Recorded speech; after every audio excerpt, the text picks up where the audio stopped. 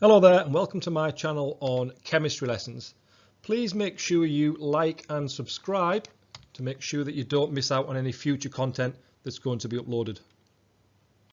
So this video is a second year topic, a year 13 topic, and it's the very beginning, very first lesson of thermodynamics topic. And it kind of continues on from your first year and builds on your first year content. So this video is only going to look at the key definitions that we need within this section. As you can see, it is quite a long list of definitions we need to be aware of. Now I call them definitions, but mostly we would kind of have equations to accompany these changes and we would have to recognize the equations. So the first 6 that are in italics, those are definitions that you should be comfortable with from first year chemistry, and then the remaining ones in bold are the ones that will be new for second year. So we are just going to go through each one in turn. So the enthalpy of formation, that is when 1 mole of a substance is formed from its elements in their standard states under standard conditions. That's important, okay? It's important that it's 1 mole and from elements in standard states. And it usually is a negative value, but it can occasionally be positive. Enthalpy of combustion, that's when 1 mole of a substance completely reacts with oxygen under standard conditions. That is always a negative value. It's always exothermic. Energy is always released during combustion. Bond enthalpy, this was the mean average energy required to break 1 mole of gaseous bonds by homolytic fission. That is always positive. Energy will always be required to break bonds. Bond breaking will always be endothermic. Enthalpy of neutralization, that's when, or it's the enthalpy change when an acid and alkali react together to form 1 mole of water. And again, this is always an exothermic change. It's always a negative enthalpy change. First ionization energy, this is the energy required to remove 1 mole of electrons from 1 mole of gaseous atoms to form 1 mole of gaseous plus 1 ions. That again will always be endothermic. It will always be a positive value. Energy will always be required to remove electrons because electrons are attracted to the nucleus. Likewise, the second ionization energy, but this time we are forming 1 mole of plus 2 ions from 1 mole of plus 1 ions. You're removing that 1 mole of electrons. And again, that will always be positive.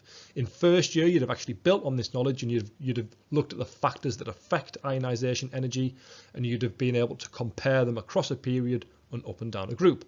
You will also be expected to write equations that accompany all of these changes, whether it's the third ionization energy, fourth ionization energy, but you do need to be able to construct equations.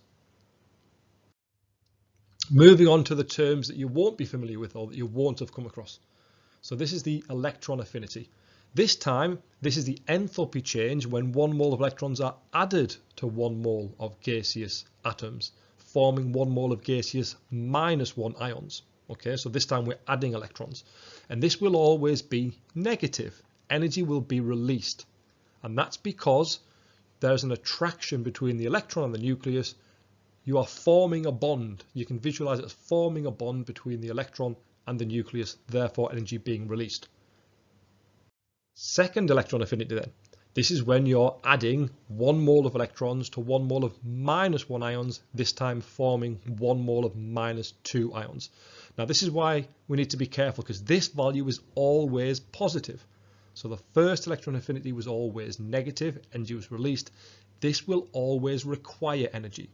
And that is because what you're doing now is you are pushing a negative electron onto a negative ion. There's a repulsion to overcome.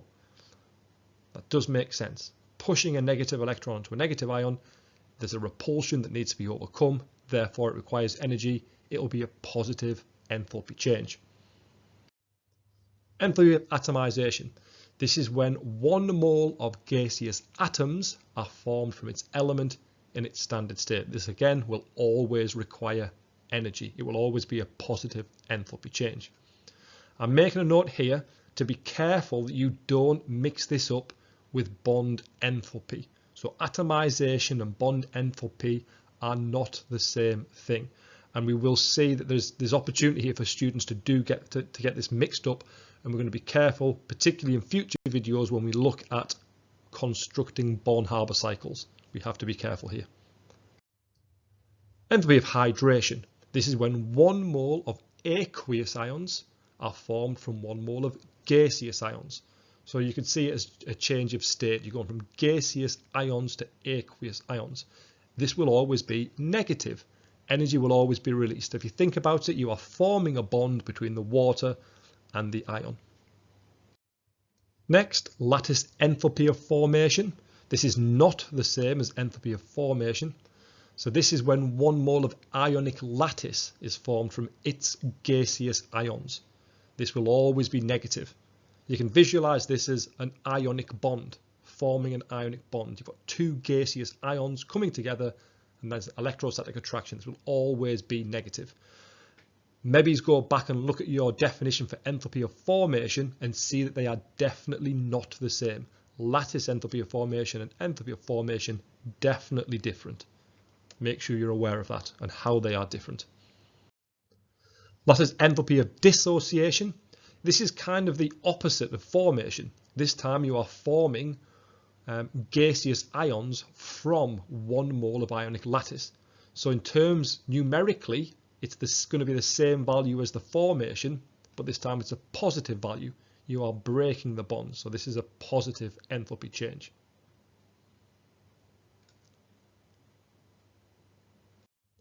And finally, enthalpy of solution. This is when 1 mole of a substance is fully dissolved under standard conditions. Again, this could be, or usually is, negative, but occasionally can be positive. Okay. The reason I'm pointing out whether they're negative or positive is that when you get to an exam, when you're doing a calculation for one of these, and that'll make sense in future videos, if we know what we're expecting to get, we're expecting a positive, we're expecting a negative, it kind of helps build your confidence in the exam when you do get a negative answer and you're expecting it. And also, it allows you to identify if you've made a mistake. If you're expecting a negative value and you get a positive value, you know you've made a mistake, you can go back and check.